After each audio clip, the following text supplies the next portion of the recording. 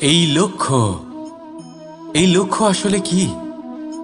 এই লক্ষ্য তাই যা আমরা পেতে চাই। এই সংসারে সুখী কে হয়? সুখী সেই যে তার লক্ষ্য পেয়ে গেছে। দুঃখী কে হয়? দুঃখী সেই যে তার লক্ষ্য এখনো পায়নি। এবারে প্রশ্ন এখন এটাই যে লক্ষ্য সবাই পেতে চায়, লক্ষ্য পাওয়ার জন্য সবাই প্রাণপণ চেষ্টাও করে, তাহলে সবাই তাদের লক্ষ্যে পৌঁছতে পারে না কেন? ঠিক আছে, কোথাও না কোথাও কিছু না কিছু কমতি থেকেই যায়, যাই বাধা থাক। আজকে আমি আপনাকে একটা উপায় বলবো এই লক্ষ্য পাওয়ার জন্য। একটা কাগজ নিন, তাতে একটা চিহ্ন বানান, সেটাই হবে আপনার লক্ষ্য। এবারে সেই লক্ষ্যে পৌঁছানোর একটা পথ বানান। এবারে এই যাত্রাকে ভিন্ন ভিন্ন ভাগে বিভাজন করে দিন।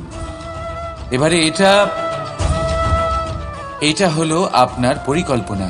এবার এই পরিকল্পনা ক্রমানুসারে আপনি পালন করতে থাকুন, এটাই হবে আপনার চেষ্টা। এবার এইভাবে যদি আপনি চেষ্টা করতে থাকেন, যাই আপনার কল্পনা হোক না কেন তা বাস্তব অবশ্যই হবে।